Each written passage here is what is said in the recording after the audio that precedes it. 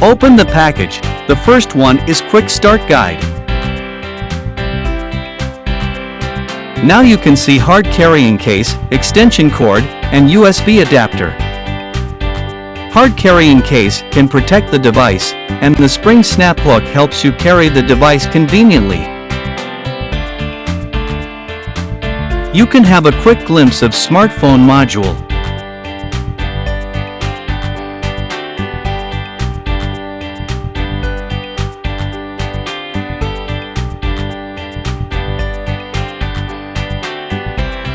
Turn over the device and connect it to the phone. Tap to open HIKMICRO viewer, and then you can see the live view interface.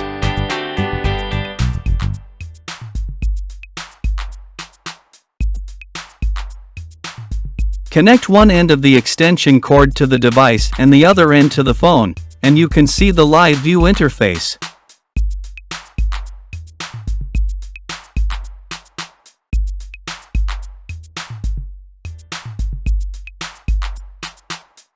It's recommended to use the USB adapter if your phone comes with a thick phone case. Adjust the focus ring to make the image clear.